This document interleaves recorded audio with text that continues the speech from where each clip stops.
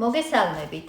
ეს არის სათემო რადიო კასპის ხმა და დღევანდელ გადაცემას გაუძღვები მე, მაია ქესაური. ჩვენი რადიო კასპის ხმა შეიქმნა პროექტი მისი ხმას ფარგლებში DVV International-ისა და გერმანიის საგარეო საქმეთა სამინისტროს ფინანსური მხარდაჭერით, რომელსაც პარტნიორობას უწევს გერმანიის სათემო რადიო ზეტი და კასპის ზრდასრულთა განათლების ცენტრი. გრძელდება რუბრიკა გავაცოცხლოთ ისტორია. დღევანდელი გადაცემა ეძღვნება მარო მაყაშვილს, საქართველოს ეროვნულ გმირს, მოწყალების დას, რომელიც დაიღუპა საბჭოთა რუსეთი ჯარებთან ბრძოლაში თბილისის მისადგომებთან. მას ბევრი მიზანი, ოცნება და გულის ტკივილი ჰქონდა.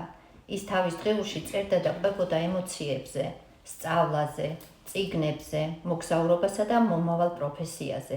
ფიქრობდა პოლიტიკაზე და ქალების უფლებებზე. გვიზიარებდა წუხილს საქართველოს ბედზე. ის წერს ზუსტად ამასთან დაკავშირებით. მე მაგ კვალზე არ წავალ. მითხრეს, კაცი ქალში კარგ დიასახლეს ხედავს და ბავშვების გამზრდელსო, მარტო, ტყუილია, ქალსაც აქვს უფლება ისეთივე ცხოვრებაზე, როგორც კაცს. ამისთანა ვიწრო შეხედულებანი ეკუთვნის გაუწვრთნელ, დაბალ თუ შეიძლება ითქვას, სუსტი ჭკუის მქონე ადამიანებს. ვიტყვი ამას ყოველთვის და ეხლაც და მერეც. და ბოლოს, ცხოვრების მიზანთან დაკავშირებით მარო მაყაშვილმა უპასუხა, დღეს მივხვდი რა არის მიზანი ცხოვრებისა, სამშობლოსათვის მუშაობა. მარო მაყაშვილის შესახებ საინტერესო და ამომწურავად ისაუბრებს გიორგი ხორგუაშვილის სახელობის კასპის მხარეთმცოდნეობის მუზეუმის საგანმანათლებლო განყოფილების გამგე სპეციალისტი ქალბატონი ნანა მერებაშვილი. მოგესალმებით ქალბატონო ნანა. მოგესალმებით, მივესალმები მსმენელსაც და დიდი მადლობა მოწვევისათვის. მადლობა თქვენ.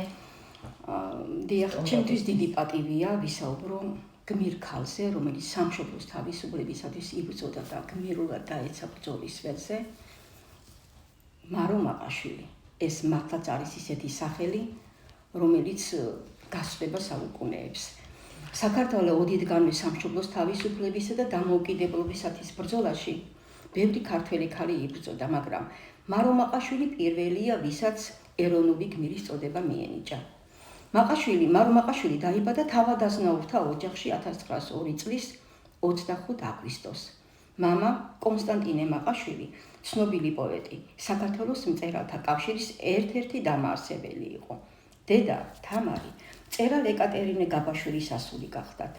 მარო სწავლობდა თბილისის ქალთა გიმნაზიაში, რომელიც 1919 წელს დაასრულა. შემდეგ კი სწავლა თბილისის უნივერსიტეტის სიბრძნის მეტყველების ფაკულტეტზე განაგრძო. იგი აქტიურად იყო ჩაბმული საზოგადოებრივ ცხოვრებაში. მაროს ახასიათებენ როგორც ძალიან გულკეთილ, ყდემამოსილ გოგონას. მას ძალიან ყვარებია ლიტერატურა.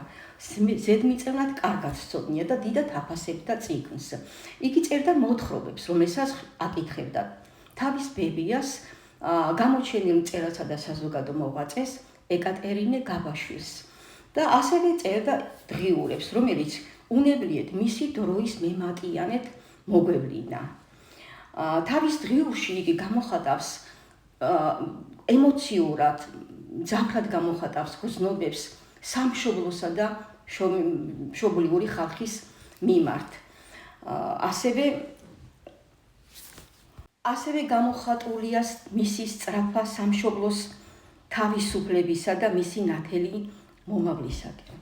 მე მინდა რამოდენიმე ამონარიდი თუ შეიძლება რომ ჩავთა მისი დღიურიდან, რომელიც 1919 წელს არის დაწერილი. გულში მწამს სამშობლოს თავისუფლება. 26 დიდი ზეიმია მოსალოდნელი. ერთი წელი საქართველოს დამოუკიდებლობისა მართლაც რომ იშვიათი მოვლენაა.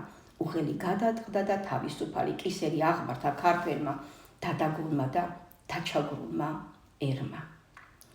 როგორც ბევრი მისი თანატოლი გოგონა, მაროც ოცნებობდა ბედნიერ მომავალზე, სხვა ქვეყნებში მოგზაურობაზე, უცხოენების შესწავლაზე.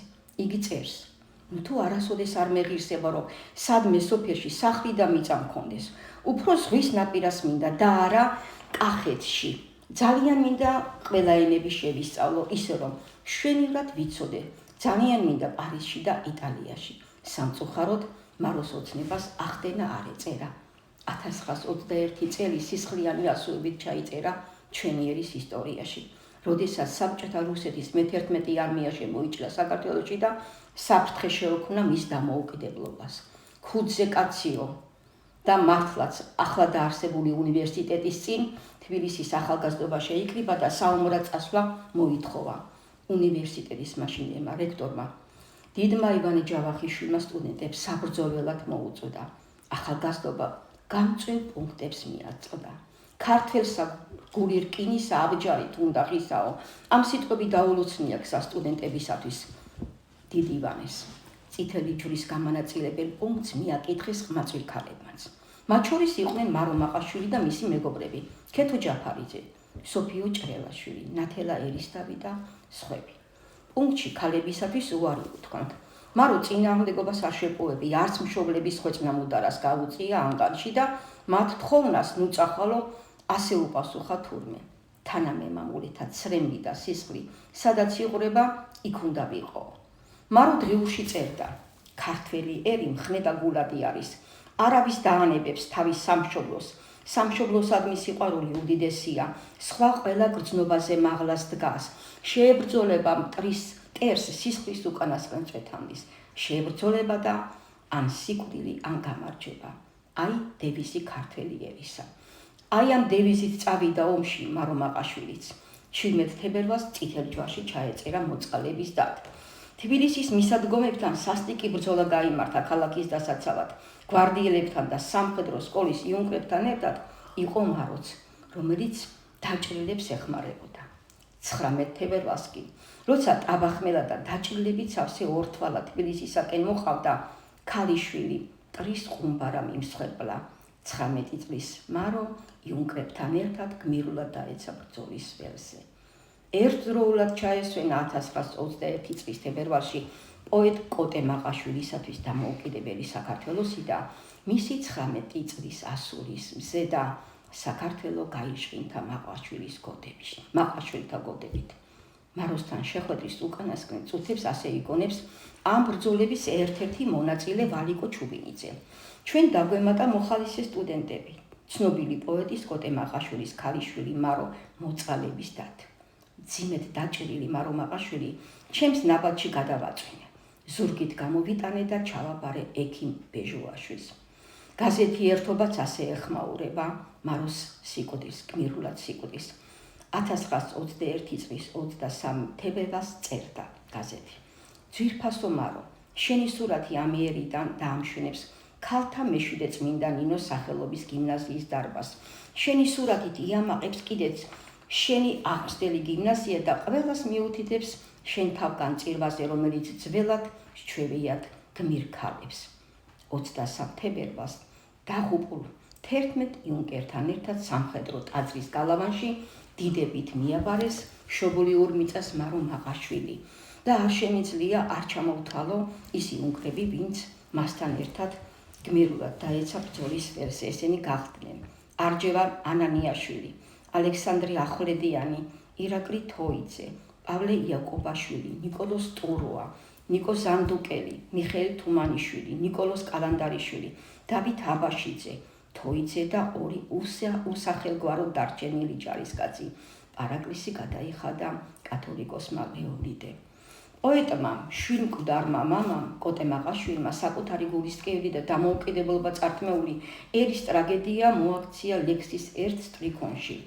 თებერვალმა დამისამთრა სამუდამოდ მაისი.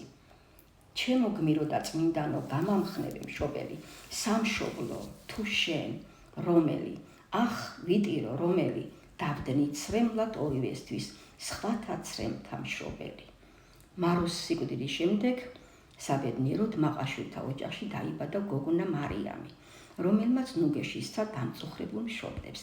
სიყვარულით მას ნუგეშას ეძახდნენ. დაცმა შალვა და ნუგეშა მაყაშვილებთან ინახებოდა მაროს დღიური და მისი თმის კულული. ისინი დედას თამარგავაშვილს ჰქონიათ ჩაკეტილი ზარდახშაში. მომაკვდავი მოხუცის თხოვნით მაროს თმა საფლავში ჩაუტანებიათ.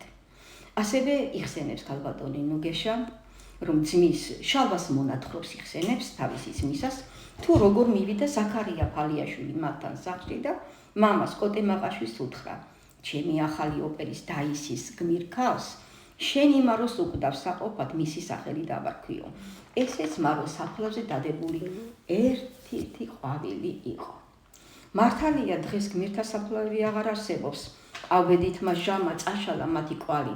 თავრობის სახლის მშენებლობისას სამშობლოსათვის თავდადებულთა საფლავები დაიკარგა, მაგრამ ტაბახმელაზე აღმართულია ობელისკი, როგორც სიმბოლო თავისუფლების და სახელმწიფოებრივი დამოუკიდებლობის ბრძოლისა, ეროვნულ გამათავისუფლებელი მოძრაობის აღორძინებისა, ქართველი ერის სიმამაცისა და მტერთან გაუტეხლობისა.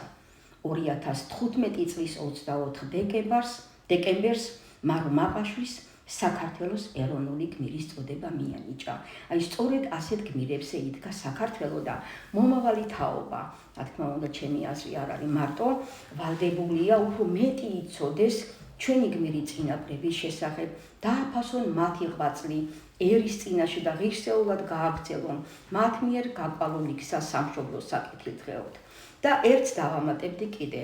მე ბედნიერი ვარ იმით, რომ სახურობ პარალელურად კასპის მოსწავლე ახალგაზრდობის სახლში და ხელმძღვანელობ ისტორია მხარეთმცოდნეობის წრეს და ჩვენი ბავშვები არიან აქტიურად ჩართული, ჩაბმული ნებისმიერ ღონისძიებაში და ვცდილობ, რომ უფრო პატრიოტულ მოტივზე იყოს ეს ღონისძიებები ჩატარებული.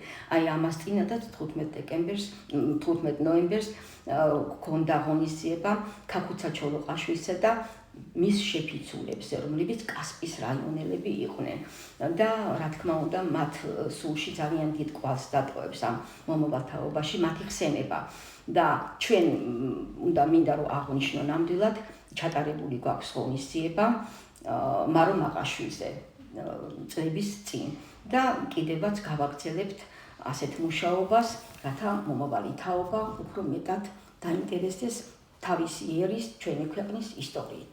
გმადლობთ ყურადღებისათვის. დიდი მადლობა ქალბატონო ნანა. უდაოდ საინტერესოდ გვესაუბრეთ და ნამდვილად მნიშვნელოვან საქმეს ემსახურებით თქვენ ჩვენი მუნიციპალიტეტის მომავალი თაობების აღზრდაში, რომ ასე ღვაწლმოსილად იღწვით და იხარჯებით. ასევე დიდი მადლობა DVV International's გერმანიის საგარეო საქმეთა სამინისტროს ფინანსური მხარდაჭერისთვის. გერმანიის სათემო რადიო Z-სა და კასპის ზრდასრულთა განათლების ცენტრს პარტნიორობისათვის. მადლობა რადიო მსმენელს, ჩვენ კი სულ მალე შევხვდებით მომდევნო გადაცემით. მომავალ შეხვედრამდე.